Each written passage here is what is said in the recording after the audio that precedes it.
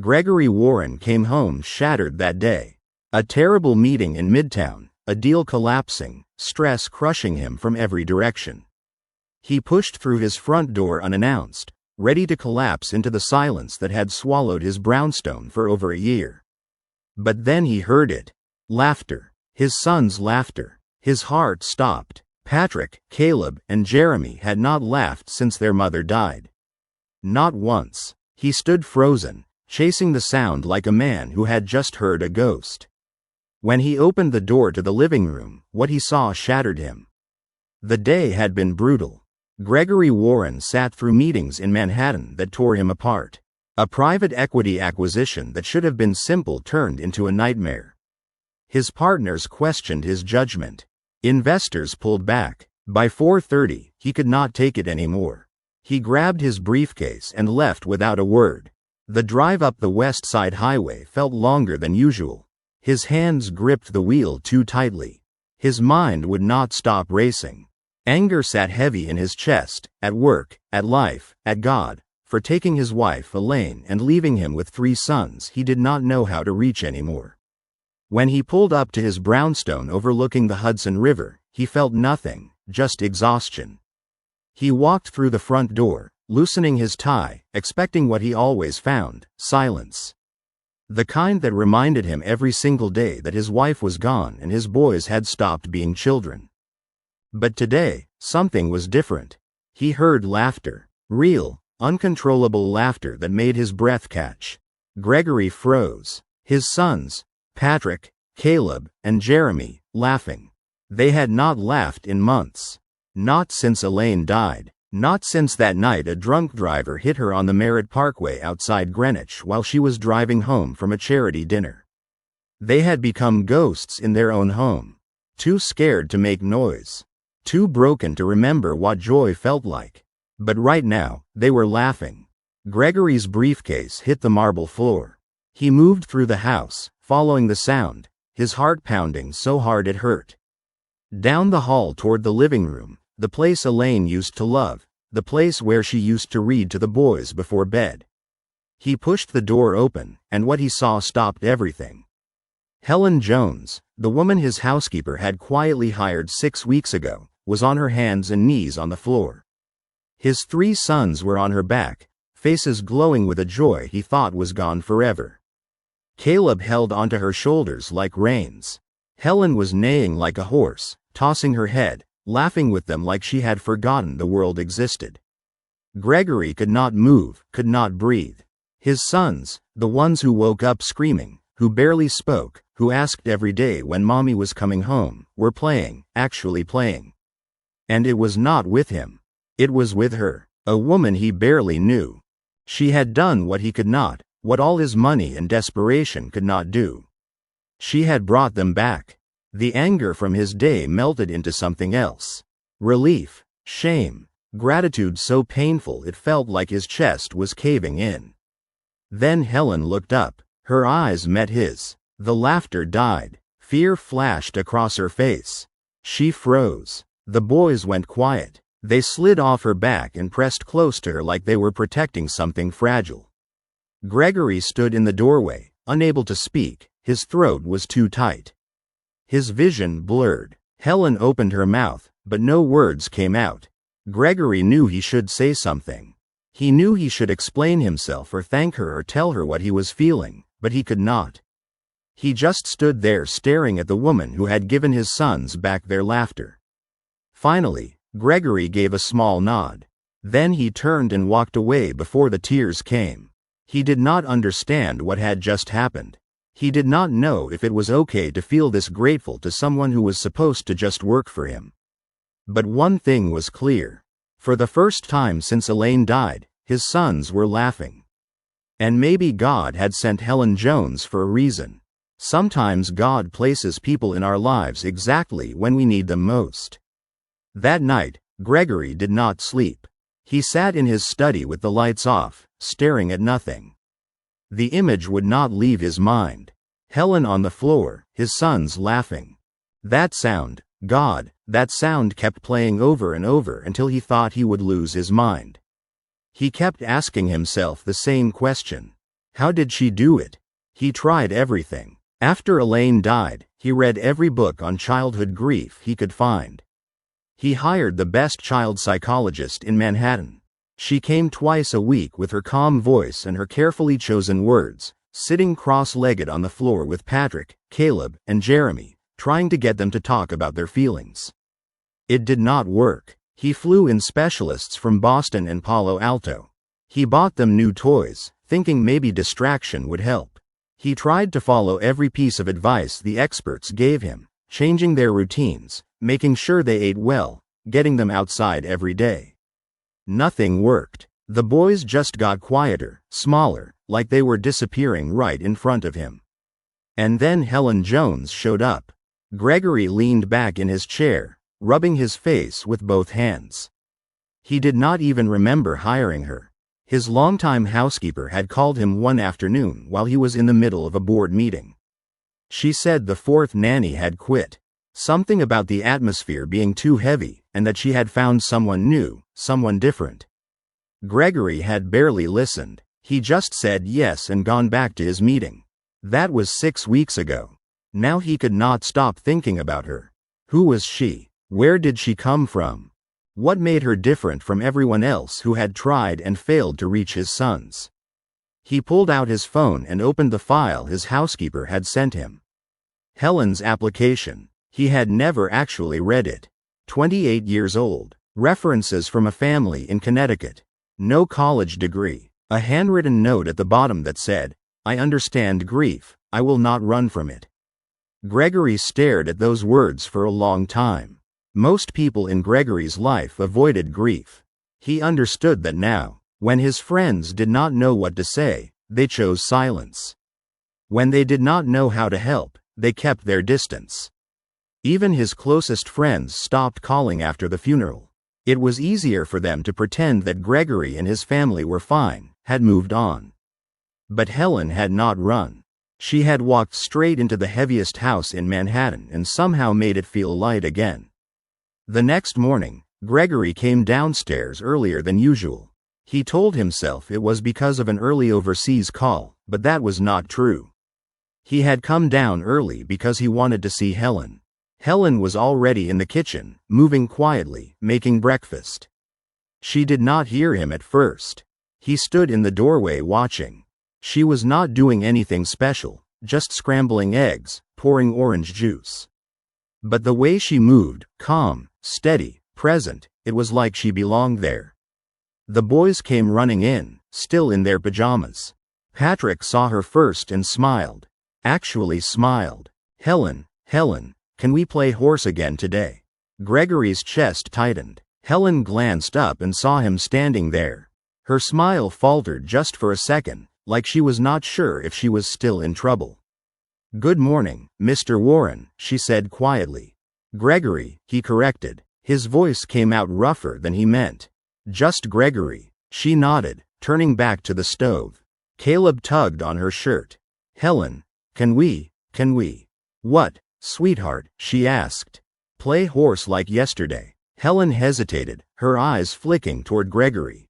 In Gregory's mind, he wanted to tell the boys not to disturb Helen, that she had work to do, that playing horse was not part of her job. Instead, Gregory surprised himself and spoke to his sons. After breakfast, he said, "You can play." All three boys turned to Gregory, their faces wide with surprise that he had said yes. Helen looked at him too, clearly shocked that he was not angry. After breakfast, Helen repeated softly, smiling at the boys, "Now sit down and eat." They obeyed without argument. Gregory poured himself coffee and sat at the far end of the table, watching. The boys talked to Helen while they ate. Jeremy told her about a dream he had. Patrick asked if she liked elephants. Caleb just sat close to her, like being near her was enough. And Gregory Warren, the man who believed control was the same as love, realized something he had never understood before. Sometimes the answer is not in fixing. Sometimes the answer is in presence. Sometimes God sends you exactly who you need, even if you never knew you were looking. Before we go any further, if this story about 3 boys who lost their mother has already touched you, and you still haven't subscribed, that means you're choosing to walk away from stories like this. Subscribe now, because if you don't, YouTube will stop showing you stories that remind you to be human. And if you refuse to subscribe, go to the comments and explain why a story about grieving children isn't worth supporting. Gregory Warren did not always live in silence. There was a time when his brownstone overlooked the Hudson River and felt like a home. A time when Elaine's laughter filled the halls, when the triplets ran barefoot across hardwood floors, when Sunday mornings smelled like pancakes and chaos. That life ended on a Tuesday night in October on the Merritt Parkway outside Greenwich, Connecticut. Elaine had been driving home from a charity dinner. She texted him at 9:43 p.m. saying she would be home in 20 minutes. At 9:58 p.m., a drunk driver crossed the median and hit her head-on. She died before the ambulance arrived. Gregory got the call at 10:14 p.m. while putting the boys to bed. He remembers dropping the phone. He remembers the sound it made hitting the floor. He does not remember much after that. The funeral was on a Saturday. Over 300 people came. Gregory stood at the front in a black suit he had worn to their wedding rehearsal dinner and felt nothing. Patrick, Caleb, and Jeremy sat beside him in matching ties, confused, asking when Mommy was coming back. Gregory did not have an answer. He still does not. After the funeral, Gregory did what he knew how to do. He took control. He believed that structure would save them. He believed that discipline was the same as protection. He hired the best child psychologist in Manhattan, Dr. Brennan, a woman with 2 decades of experience and a waiting list 6 months long. She came twice a week. She sat on the floor with the boys and tried to get them to talk about their feelings. They did not talk. They stared at the wall. Gregory flew in specialists from Boston, a grief counselor from Palo Alto who had worked with traumatized children after natural disasters, a behavioral therapist who promised breakthroughs in 8 sessions. None of them broke through. The boys just got quieter. They stopped asking for Elaine. They stopped asking for anything. Gregory built schedules. Wake up at 7, breakfast at 7:30, outdoor time at 9. Lunch at noon, nap at 1, dinner at 6, bedtime at 8, every day the same, every day controlled. He thought if he could control their environment, he could control their pain. He was wrong. The nannies came and went. The first one, a woman named Cheryl from Brooklyn, lasted 3 weeks. She said the house felt too sad. The second one, Rita, a grandmother from Queens, made it 2 months before she quit without explanation. The third one, Amy, left after Patrick had a screaming nightmare and would not let her touch him. The fourth one, Diane, simply stopped showing up. Gregory did not blame them. He knew what they felt. The house was heavy. The air itself felt like grief. Even he did not want to be there. He worked longer hours, stayed at the office until midnight, came home when the boys were already asleep. It was easier that way. Easier than facing what he could not fix. He told himself he was providing. He told himself he was protecting them. He told himself that being strong meant not breaking down. But the truth was simpler and more painful. He did not know how to be their father without Elaine. She had been the one who knew what they needed. She had been the one who could make them laugh, who could calm them down, who could read their faces and know exactly what to say. Gregory had been the one who worked, who provided, who signed the checks. And now that she was gone, he had nothing left to offer them but money and schedules in a house that felt like a tomb. Then Helen Jones arrived. Gregory barely noticed. His housekeeper, Mrs. Callahan, a woman who had worked for the family for 12 years, called him in the middle of a board meeting and said she had found someone new. Someone different. Gregory said yes without asking questions. He did not even meet Helen the first week. He came home late, left early, saw her maybe twice in passing. A quiet woman in her late 20s with kind eyes and a worn suitcase. He assumed she would quit like the others. But she did not quit. And the boys did not scream. And slowly, so slowly Gregory almost missed it, the house started to feel different. He would come home and hear soft voices. He would walk past the kitchen and see Helen sitting with the boys, not talking, just sitting. Being present. He did not understand it. He did not trust it. But he also did not stop it. And now, after seeing her on the floor with his sons laughing, Gregory realized something that made his chest ache. He had never truly seen Helen before that night. He had looked at her, spoken to her, paid her salary. But he had never seen her. Not the way his sons did. Not the way Elaine would have. For the first time in over a year, Gregory wondered if control had been the wrong answer all along. Gregory started watching Helen the way a scientist watches an experiment. Not with warmth, not with trust, but with desperate curiosity.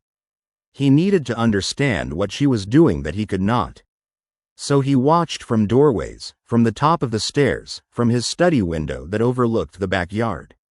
He watched her the way a drowning man watches someone who knows how to swim. The mornings were different now. Helen woke before the boys, before the sun came up.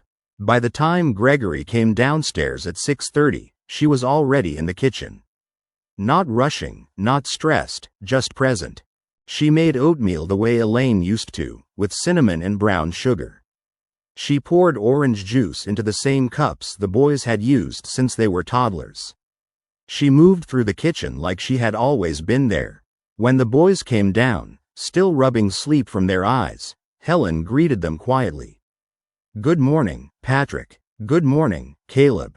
Good morning, Jeremy." She did not ask them how they slept. She did not force conversation.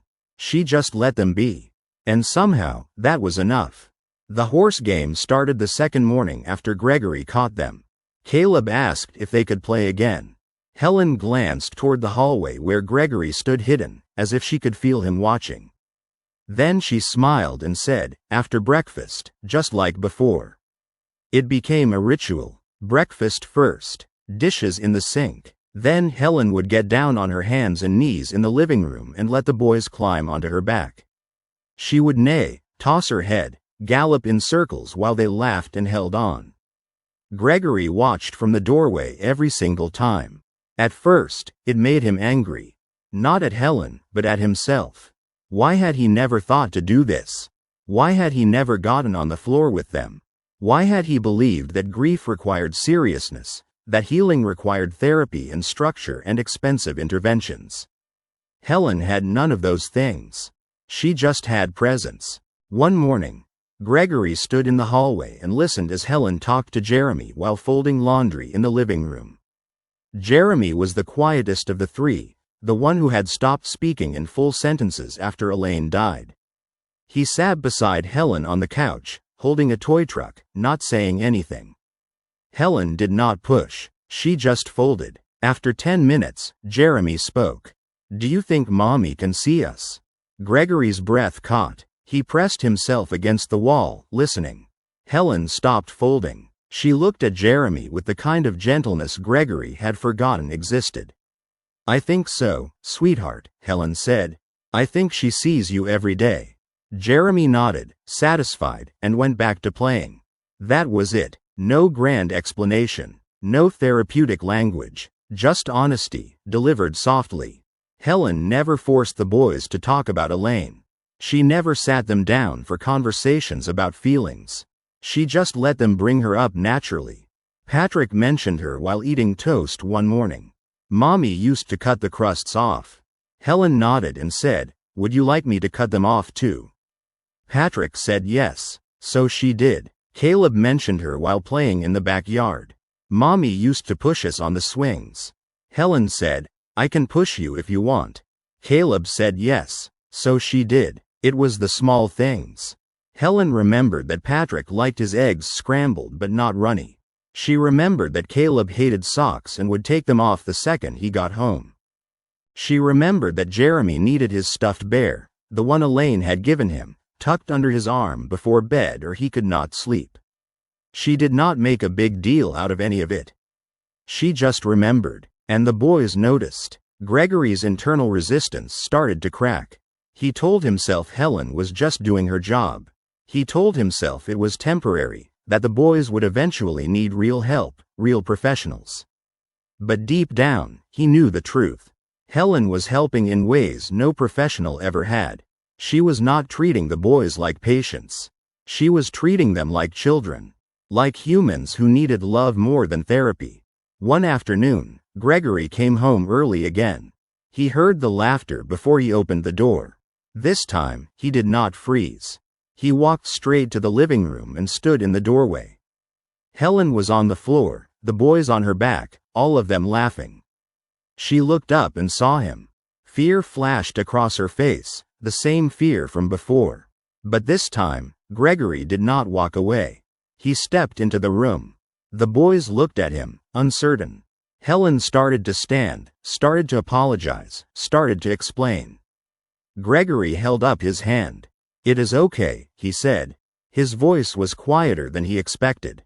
"Keep playing." Helen stared at him, shocked. The boys stared at him too. Gregory nodded toward them. "Go ahead," he said. "I am not stopping you." Caleb was the first to move. He climbed back onto Helen's back and tugged her shirt. "Come on, Helen," he said. "Gregory is letting us play." Helen hesitated, then looked at Gregory one more time. He nodded. So she smiled, got back down on her hands and knees, and started neighing again. The boys erupted into laughter. And Gregory Warren, the man who believed control was love, sat down on the couch and watched. For the first time in over a year, he let go. You just watched a woman heal 3 broken children by doing something no one else would, getting on the floor with them. If you can sit there and feel that and still not subscribe, then you're proving that people only care when the pain belongs to them. Subscribe now so stories like this don't disappear. And if you won't subscribe, comment why. Tell us why this family doesn't deserve to be remembered. Gregory could not sleep. It was 2:17 a.m. and he stood in his study staring at quarterly reports he could not focus on. The house was quiet, the kind of quiet that used to suffocate him. But now it felt different. Softer somehow. He closed his laptop and walked downstairs to get water. That was when he heard it. Quiet crying coming from the kitchen. Not loud, not dramatic, just soft, broken sounds that someone was trying to muffle. Gregory froze at the bottom of the stairs. He knew that sound. He had made that sound himself 100 times in the shower, in his car, in empty conference rooms after everyone left. The sound of grief you try to hide. He walked toward the kitchen slowly. The door was half open. He could see Helen sitting at the table, her back to him, shoulders shaking. In front of her was a photograph. Gregory knocked softly on the doorframe.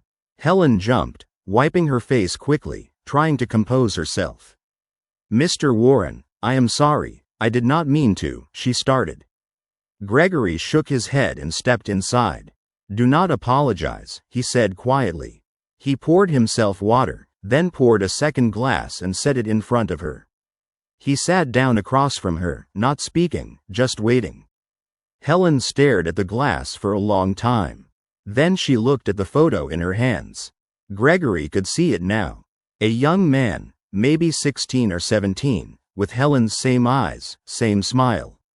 They were standing in front of a house, arms around each other, both laughing. "I am sorry," Helen said again, quieter this time. "I did not mean for you to see me like this." Gregory leaned back in his chair. "Who is he?" he asked. Helen's hands trembled as she traced the edge of the photograph. "My brother," she said. "Marlon. He died 3 years ago." Gregory felt something tighten in his chest. "How?" he asked. Helen closed her eyes. "There was a fire," she said. "A warehouse fire outside Toledo, Ohio. Marlon worked night shifts stocking shelves to help pay for community college. I worked there too. We were saving money to get our own place, to get out of our stepfather's house." Her voice cracked. "I was supposed to work that night," Helen continued. "But I switched shifts with Marlon because I had a job interview the next morning. A nanny position in Akron. I thought it was my way out. Marlon said he would cover for me. He said it was fine. He said he would see me in the morning."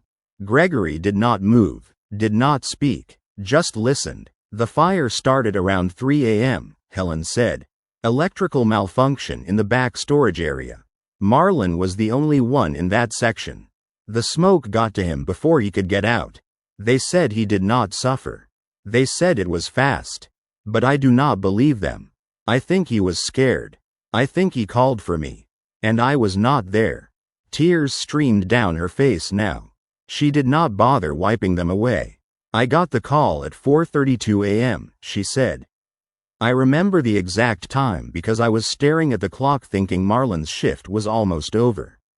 I remember thinking I would make him breakfast when he got home. Pancakes. He loved pancakes. Gregory's throat felt tight. He understood that feeling. The before and after. The last normal thought before your entire world ended. I survived, Helen said, looking down at the photograph. And he did not. And I do not know how to forgive myself for that. Gregory was quiet for a long moment. Then he spoke, his voice rough. Is that why you work with children? He asked. Helen nodded slowly. After Marlon died, I could not stay in Toledo, she said. Everything reminded me of him. So I left. I moved to Connecticut and started working as a maid, as a nanny, anything that kept me around families. Around children. Because children's laughter, she paused, searching for the words, it keeps the darkness away. Gregory felt something crack open inside him. He understood now. Helen was not just good with the boys because she had some special gift. She was good with them because she knew what they were feeling. She knew what it was like to lose someone. She knew what it was like to carry guilt. She knew what it was like to survive when someone you loved did not. You do not have to fix them, Gregory said quietly. Helen looked up at him, surprised. You do not have to make the pain go away, Gregory continued. You just have to sit with them in it. That is what you have been doing. That is why it works. Helen stared at him, tears still on her cheeks. I do not know if I am helping, she whispered. I just know I cannot run from grief anymore. I tried that. It does not work. Gregory nodded. No, he said, it does not. They sat in silence after that. Not the heavy, suffocating silence Gregory had grown used to. This was different. This was the silence of two people who understood loss without needing to explain it. The silence of shared grief. The silence that feels safe. After a while, Helen stood up, tucking the photograph back into her pocket. Thank you, she said softly, for not making me feel ashamed. Gregory shook his head. You have nothing to be ashamed of, he said. Helen gave him a small, sad smile and walked toward the door. Before she left, she turned back. Mr. Warren, she said. Gregory looked at her. Your sons, she said. They are going to be okay. You are going to be okay too. Gregory did not respond. He just watched her leave. And for the first time since Elaine died, he believed someone who told him things would be okay. Because Helen was not offering him false hope. She was offering him something better. Understanding. Thanksgiving morning arrived cold and gray. Gregory woke early, as he always did on holidays now, bracing himself for the weight of the day. Thanksgiving used to mean Elaine in the kitchen at dawn, the smell of turkey and sage filling the brownstone, the boys running around in matching sweaters she bought them every year. Now it meant silence and a trip to Sleepy Hollow Cemetery with flowers the boys were too young to carry. He came downstairs at 7 and found the boys already awake, sitting at the dining room table with Helen. They were drawing, crayons scattered everywhere, construction paper covering the surface. Gregory stopped in the doorway. Every year since Elaine died, he brought the boys to her grave with drawings. Pictures of her. Messages they could not yet write in full sentences. It had become their ritual. But this year felt different. Gregory walked closer and looked at what they were making. His chest tightened. The drawings were not of Elaine. Patrick had drawn a stick figure woman with dark hair on her hands and knees. 3 smaller stick figures on her back. The word Helen scribbled at the top in uneven letters. Caleb had drawn a heart, red and lopsided, with Helen's name inside. Jeremy had drawn a house with 5 stick figures in front. 2 tall, 3 small, all holding hands. Gregory stood frozen. Helen noticed him first. Her face went pale. "Mr. Warren," she started. "I did not tell them to. I did not ask. They just started drawing this morning and I—" Gregory held up his hand. "What are these for?" he asked quietly, looking at the boys. Patrick looked up, crayons still in his hand. "For Helen," he said simply. "So she knows we want her to stay." Gregory felt something twist inside him. "Stay," he repeated. Caleb nodded. "We are going to see Mommy today, right?" Caleb said. "At the cemetery. Can Helen come with us?" Gregory's breath caught. He looked at Helen. She was shaking her head, standing up quickly. "No, sweetheart," Helen said gently. "That is for your family. That is private. I should not." She looked at Gregory, eyes wide with fear. "I would never ask to," she said quickly. "I know my place, Mr. Warren. I know this is not." Gregory cut her off. "Do you want to come?" he asked. Helen froze. The boys stared at both of them, waiting. Helen stammered. "I do not think it is appropriate." Gregory studied her face. She was terrified, not of him, but of overstepping. Of crossing a line she believed she had no right to cross. He understood that fear. He had lived his whole life inside lines, inside rules, inside structures that told him what was appropriate and what was not. But his sons were asking for something. And for the first time in over a year, they were asking clearly. Gregory looked at Patrick, Caleb, and Jeremy. "Do you want Helen to come with us?" he asked them. All three nodded. "Yes," Patrick said. "She should meet Mommy." Gregory closed his eyes. The weight of it crushed him. His sons wanted Helen to meet Elaine. They wanted her to be part of this sacred, painful ritual. Part of their family. He opened his eyes and looked at Helen. "If you want to come," he said slowly, "you can come." Helen's eyes filled with tears. "Mr. Warren, I do not want to intrude," she whispered. "You are not intruding," Gregory said, his voice firmer now. "They are asking. I am saying yes." The boys erupted in quiet joy, returning to their drawings with renewed energy. Helen stood there, hands trembling, unable to speak. 2 hours later, they drove to Sleepy Hollow Cemetery in Gregory's black SUV. The boys sat in the back with Helen between them. Gregory drove in silence, gripping the steering wheel, wondering if he had made a terrible mistake. When they arrived, the cemetery was nearly empty.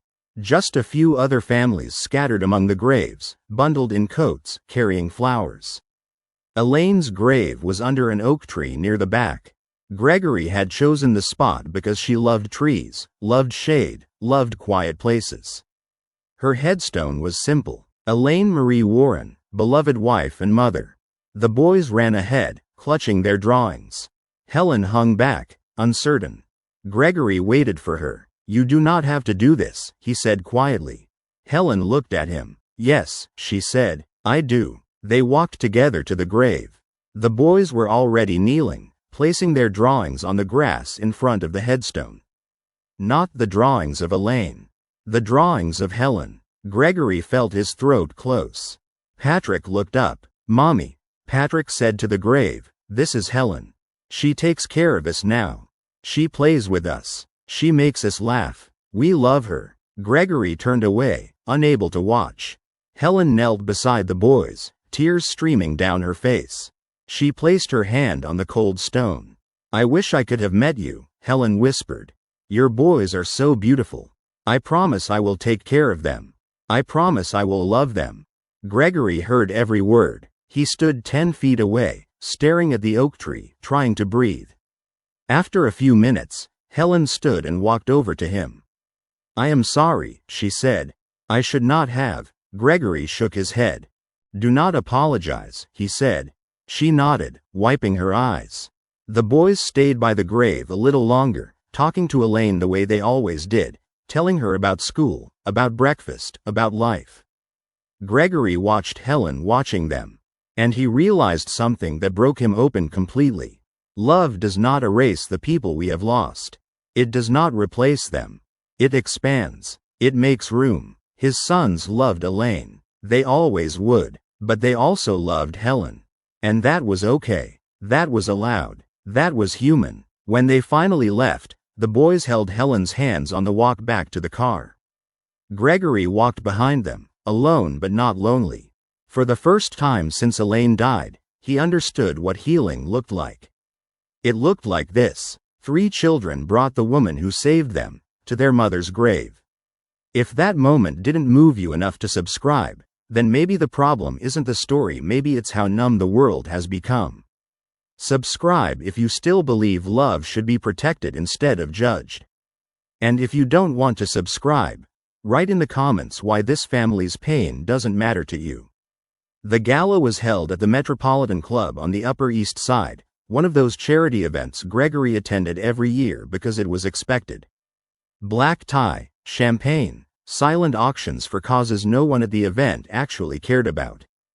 Gregory brought the boys this year. It felt important somehow, to let them be seen, to let the world know the Warren family was still standing. Helen came too, not as a guest, but to help with the boys. Gregory insisted. Patrick got overwhelmed in crowds.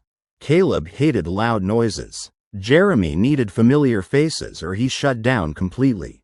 Helen kept them calm in a side room while Gregory made his rounds, shaking hands, smiling at people who offered their condolences a year too late. He was talking to Bernard Hastings, a senior partner at a rival firm, when he noticed the shift. Bernard's wife, Claudette, a woman who wore pearls like armor, leaned in close to her husband and whispered something. Her eyes flicked toward the side room where Helen stood with the boys. Bernard's expression changed, not dramatically, just enough. A tightness around his mouth, a coldness in his eyes. "Everything okay?" Gregory asked. Bernard smiled, the kind of smile that did not reach his eyes. "Of course," Bernard said. "Just surprised to see you brought help tonight." Gregory frowned. "Help," he repeated. Claudette spoke up, her voice sweet and sharp at the same time. "Your nanny, darling," she said. "We heard she has become quite close to the boys." Gregory felt his jaw tighten. "Her name is Helen," he said. "And yes, the boys are close to her. She has been very good for them." Claudette smiled wider. "I am sure she has," she said. "It is just, well, people talk, Gregory. You know how it is." Gregory did not respond. He excused himself and walked away, anger simmering in his chest. People talk. He hated that phrase. It was what cowards said when they wanted to judge you but did not have the spine to say it to your face. The photos surfaced 3 days later. Someone at the gala had taken pictures. Gregory did not know who. The images showed Helen kneeling beside Jeremy, fixing his tie. Another showed her laughing with Patrick and Caleb in the side room. Another showed Gregory watching them from the doorway, his expression soft, unguarded. The photos were posted on a private social media group for Manhattan families with the caption, "Gregory Warren and his new family member?" The comments were brutal. Some people defended him. Most did not. They called Helen opportunistic. They called Gregory naive. They speculated about her motives, her background, her intentions. They used words like inappropriate and concerning and unhealthy attachment. Gregory did not see the posts himself. His assistant, Ramona, a woman who had worked for him for 8 years, showed him on her phone, her face tight with worry. "It gets worse," Ramona said quietly. "Westchester Academy called. They're delaying the boys' enrollment for next semester. They said they want to reassess the family situation first." Gregory stared at her. "Reassess," he repeated. Ramona nodded. They did not say it directly, but the implication was clear. They're concerned about Helen's role in the household. Gregory felt rage flood through him. "They have no right," he said. Ramona sighed. "They have every right, Mr. Warren. It is a private school. They can do what they want." Gregory did not tell Helen. He did not want her to know. But Helen found out anyway. She overheard 2 women talking at the grocery store in the village. Gregory only learned about it later, from Mrs. Callahan, who had been with Helen when it happened. They were picking up ingredients for dinner when 2 women, both mothers from the boys' old preschool, walked past. Mrs. Callahan said they did not try to be quiet. Can you believe it? One of them said. Gregory Warren and that maid. It is honestly embarrassing. The other woman laughed. I heard she practically lives there now, playing house with a dead woman's children. It is sick if you ask me.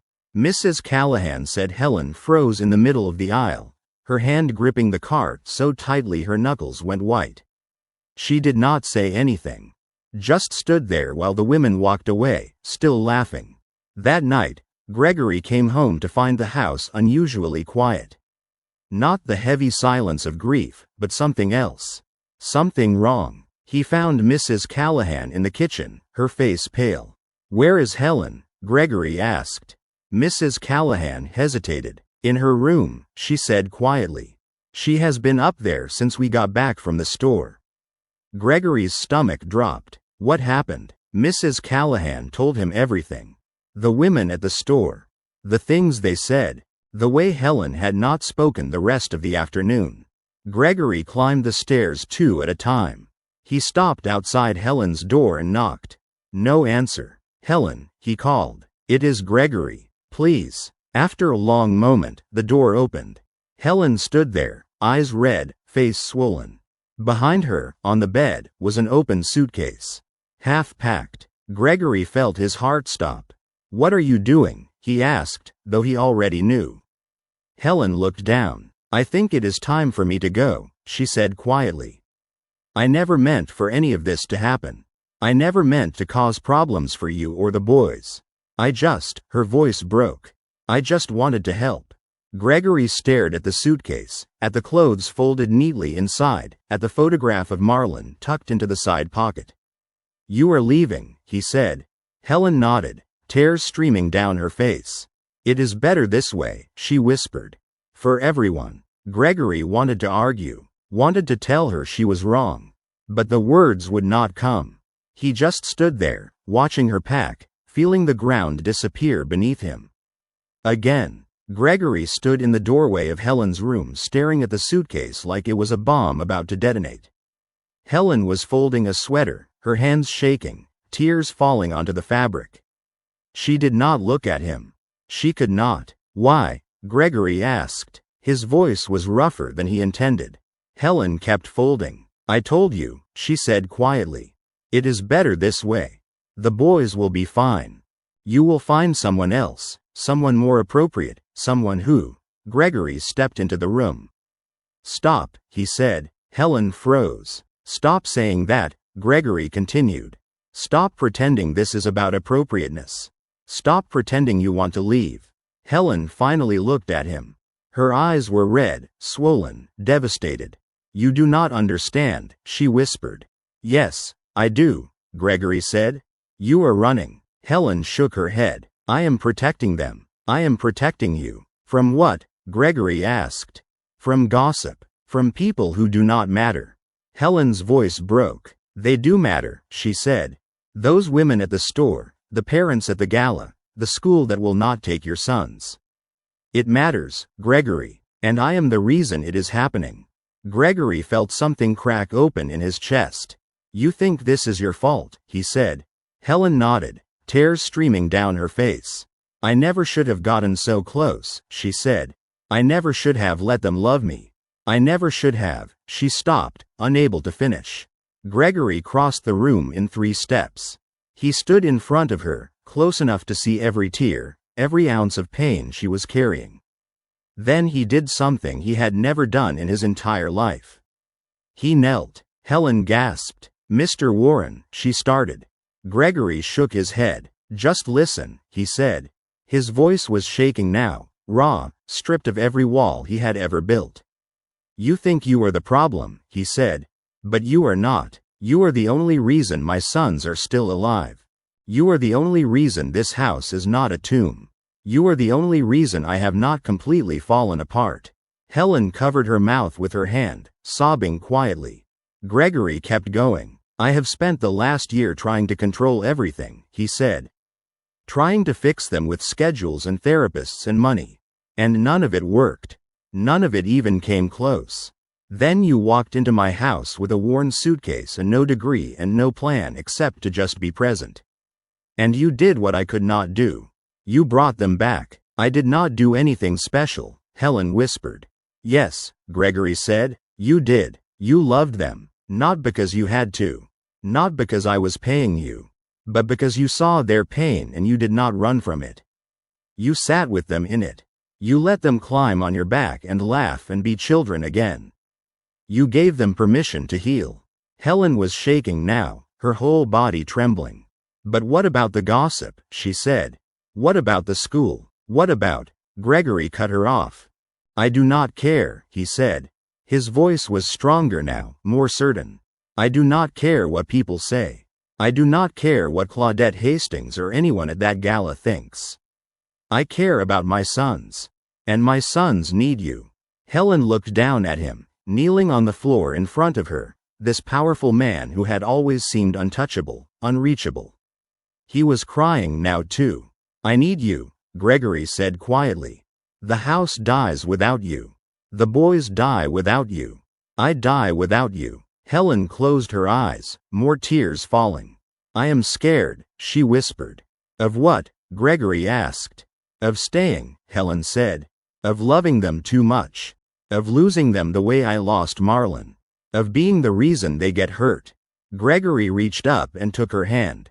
His touch was gentle, careful, asking permission. You are not going to lose them, he said. And they are not going to lose you. Not if I have anything to say about it.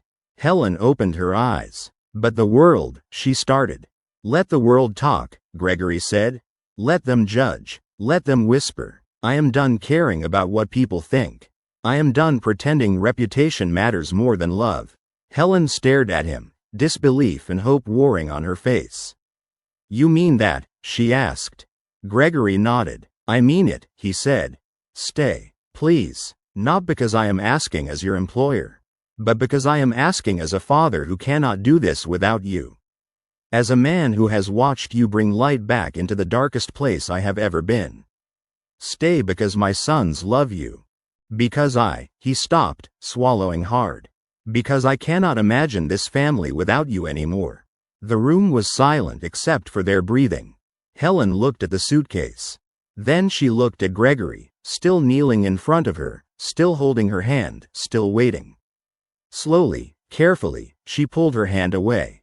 Gregory's heart sank. Then Helen reached into the suitcase and pulled out the folded sweater. She walked to the dresser and put it back in the drawer.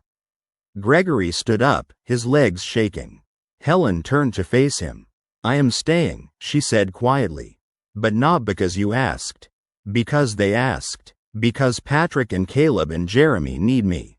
And because, she paused, her voice breaking, because I need them too. Gregory nodded, unable to speak. Helen walked back to the suitcase and began unpacking.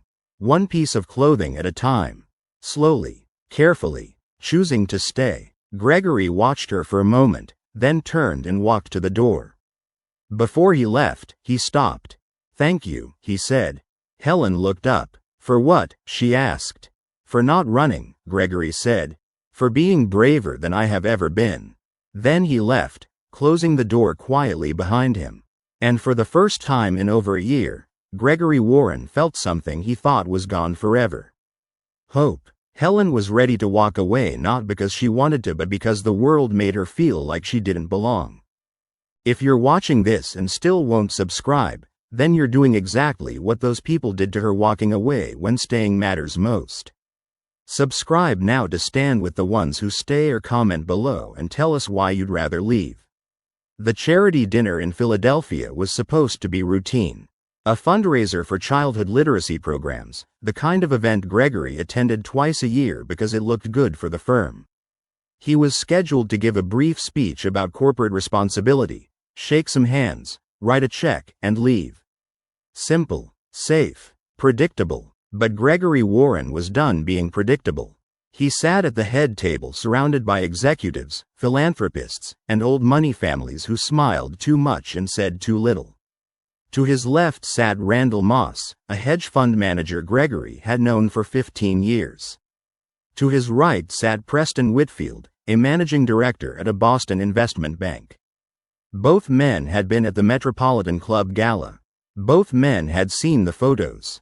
Randall leaned over during the salad course, his voice low and careful. "How are the boys doing?" he asked. Gregory looked at him. "They are doing well," he said. Randall nodded, swirling his wine. "And he paused, searching for the word, help. "Is that situation still ongoing?" Gregory set down his fork. "Her name is Helen," he said. "And yes, she is still with us." Randall smiled, the kind of smile that was not really a smile. "I am sure she is lovely, Gregory," he said. "But you have to admit, it looks complicated." Preston leaned in from the other side. "People are talking, Warren," he said quietly. "You know how it is. Westchester Academy, the whispers at the club. You are a smart man. Surely you see the optics here." Gregory felt anger rise in his chest, hot and sharp. "The optics," he repeated. Preston nodded. "You are a widower with 3 young sons," he said. "Bringing a young woman into your home, letting her get that close to your children, it raises questions." "What questions?" Gregory asked. His voice was cold now, dangerous. Randall and Preston exchanged a glance. "Come on, Gregory," Randall said. "You know what questions. About her intentions. About your judgment. About what kind of example you are setting." Gregory stared at both of them. Then he stood up. "Excuse me," he said. He walked away from the table and toward the podium where he was supposed to give his speech in 10 minutes. When the time came, Gregory stepped up to the microphone. The room quieted. 200 people in evening gowns and tuxedos, all waiting to hear the standard speech about giving back and making a difference. Gregory looked out at them and made a decision. He crumpled up the prepared remarks in his hand and set them aside. "I was supposed to talk to you tonight about corporate responsibility," Gregory said. His voice was steady, clear. "But I am not going to do that. Instead, I am going to talk to you about family." The room shifted. Confused glances. Whispers. Gregory did not care. "A year ago, my wife Elaine died," he continued. "She was killed by a drunk driver on the Merritt Parkway. She left me with 3 sons who stopped laughing, stopped playing, stopped being children. I tried everything to help them. I hired the best therapists. I read every book. I threw money at the problem because that is what I knew how to do. And none of it worked. Then a woman named Helen Jones came into our lives. She is not a therapist. She is not a specialist. She does not have a degree from Harvard or Yale. She worked as a maid because it kept her close to children, because children's laughter helped her survive her own grief after losing her younger brother in a fire. And she did something I could not do. She got down on the floor with my sons and let them be children again." The room was completely silent now. Gregory kept going. "Since then, people have talked," he said. "They have whispered. They have questioned her motives, my judgment, the appropriateness of our family situation. Tonight, I want to be very clear. Helen Jones is not staff. She is not help. She is family. She is the reason my sons are alive. She is the reason our house feels like a home again. And I will not apologize for that. Some of you in this room have made it clear that you disapprove," Gregory continued. "You have used coded language. You have raised concerns about optics and appropriateness. What you really mean is that you do not think someone like Helen belongs in someone like my life. You do not think a woman without a degree, without money, without the right background, should be allowed to love my children. And I am here to tell you that you are wrong." Gregory's voice grew stronger. "Love does not care about class," he said. "It does not care about background or education or what people think. My sons do not care that Helen worked as a maid. They care that she shows up, that she listens, that she gets on her hands and knees and lets them climb on her back and laugh. That is what matters. That is what family is." "I know some of you will leave here tonight and continue to talk," Gregory said. "I know I may lose business relationships. I know Westchester Academy may never accept my sons. I know my reputation may suffer. And I am telling you right now, I do not care. Because my sons are laughing again. Because our house is breathing again. Because Helen Jones refused to run from our pain when everyone else did. Gregory paused, looking out at the sea of stunned faces. "So if you want to judge me, he said. "If you want to whisper, whisper. If you want to distance yourself from me and my family, go ahead. But I will not apologize for choosing love over reputation. I will not apologize for protecting the woman who saved my sons. And I will not apologize for redefining what family means." Gregory stepped back from the microphone. The room was silent. Not polite applause. Not murmurs of agreement. Just silence. Heavy, thick, uncomfortable silence. Gregory walked back to his table, grabbed his coat, and left. He did not wait to see who would follow. He did not wait to hear what people would say. He just walked out into the cold Philadelphia night and felt lighter than he had in years. On the drive back to Manhattan, his phone buzzed with messages.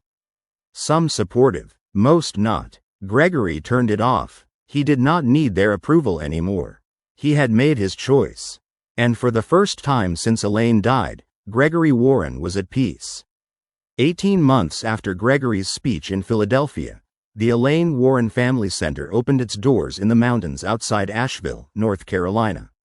It sat on 20 acres of land surrounded by oak trees and wildflowers, with a main building that looked more like a home than an institution. Large windows, wooden porches, a garden in the back where children could play. The center was designed for families navigating grief. Parents who had lost spouses. Children who had lost parents. Siblings separated by tragedy. They came for weekend retreats, for week-long programs, for therapy that did not feel like therapy. They came to remember that grief did not have to be faced alone. Helen Jones stood on the front porch the morning of the opening, watching cars pull into the gravel driveway. Families arriving with suitcases and uncertainty.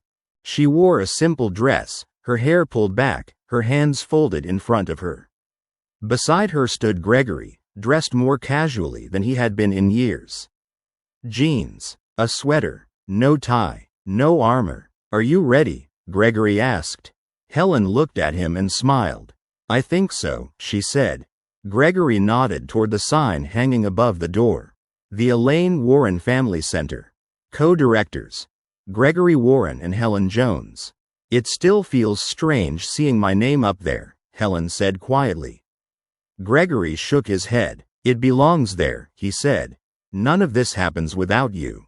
Helen did not argue. She had learned over the past year that Gregory meant what he said. After the Philadelphia speech, things had shifted. Some business relationships ended. Others deepened. Westchester Academy never called back, but a smaller school in Tarrytown welcomed the boys with open arms. The whispers continued for a while, then faded. People moved on to the next scandal. The Warren family kept healing. Patrick, Caleb, and Jeremy ran out of the main building, laughing, chasing each other across the grass. They were bigger now, stronger, louder. They had started calling Helen by a new name 6 months ago. It happened naturally, without announcement. Patrick said it first one morning at breakfast. "Mama Helen, can you pass the juice?" Helen had frozen, tears in her eyes. Gregory had nodded at her from across the table. "It is okay," he had said. She had smiled and passed the juice. The boys did not forget Elaine. They still talked about her, still visited her grave, still asked questions about what she was like, what she loved, what she would think of them now. But they also loved Helen. Both things were true. Both things were allowed. Gregory watched them play in the garden, the same garden Helen had designed with input from child psychologists and landscape architects.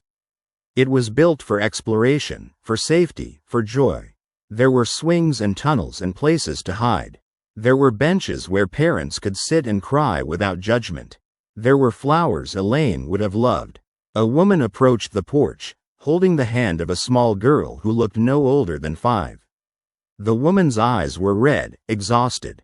Helen stepped forward, her voice gentle. "Welcome," she said. "I am Helen. This is Gregory. You must be the Hutchins family." The woman nodded, unable to speak. The little girl, Ruthie, clung to her mother's leg. Helen knelt down slowly. "Hi, Ruthie," she said. "Do you like gardens?" Ruthie nodded shyly. Would you like to see ours? Helen asked. We have a lot of flowers. And some really fun swings. Ruthie looked up at her mother, who gave a tired smile. It is okay, sweetheart, the mother said. You can go. Helen stood and extended her hand to Ruthie. The little girl took it. Together, they walked toward the garden where Patrick, Caleb, and Jeremy were still playing. Gregory watched them go, his chest tight with something that felt like gratitude and grief all tangled together. The woman, Ruthie's mother, stood beside him on the porch. My husband died 4 months ago, she said quietly. Car accident. Ruthie has not spoken more than a few words since. Gregory nodded. I understand, he said. My wife died a little over 2 years ago. Same thing. Drunk driver. The woman looked at him, surprise and relief flickering across her face. So you know, she said. Gregory nodded. I know, he said. It does not get easier. But it gets different. You learn to carry it. The woman's eyes filled with tears. Does she ever stop asking for him? She whispered. Gregory looked out at the garden where Helen was pushing Ruthie on a swing, the little girl's face breaking into a hesitant smile. No, Gregory said honestly. She will always ask, but one day, the asking will not break her. One day, she will remember him and smile instead of cry. It just takes time, and people who do not run from the pain. The woman wiped her eyes. Thank you, she said. Gregory gave her a small smile. You are in the right place, he said. The sun was setting now, casting golden light over the mountains. Gregory walked down from the porch and into the garden. Helen was sitting on a bench with Ruthie and the boys, all of them watching the sky turn orange and pink. Gregory sat beside her. She leaned into him slightly, a gesture that had become natural over the past year. A gesture that meant family. How are you feeling? Helen asked quietly. Gregory watched Patrick chase Caleb through the flowers. He watched Jeremy help Ruthie pick dandelions. He watched the sun sink lower, painting everything in soft light. I feel like we did something good, Gregory said. Helen nodded. Elaine would be proud, she said. Gregory's throat tightened. Yes, he said, she would. They sat in silence for a while, watching the children play, watching the sky change, watching grief transform into something that looked like hope. Gregory realized something in that moment, something he had been learning slowly over the past 2 years. Love does not replace loss. It does not erase the people who are gone. It does not make the pain disappear. But it teaches you how to carry it. It teaches you that healing is not about forgetting. It is about remembering and still choosing to live. Helen stood up and called the boys in for dinner. They came running, covered in dirt and grass stains, still laughing. Ruthie followed them, holding Jeremy's hand. Her mother met them at the porch, tears streaming down her face, watching her daughter laugh for the first time in months. Gregory stood beside Helen as the families gathered inside. The house was full now. Full of voices. Full of life. Full of people learning to breathe again. And Gregory Warren, the man who once believed control was love, understood finally what love really was. It was presence. It was showing up. It was getting on the floor when the world told you to stand. It was choosing people over reputation. It was Helen on her knees, letting broken children climb on her back. It was laughter in the place where silence used to live.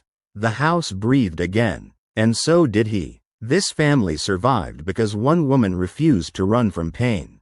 If you made it to the end of this story and still haven't subscribed, then you chose silence over support. Subscribe now so stories like this don't vanish into the algorithm. And if you won't go to the comments and tell us why this story wasn't worth one click.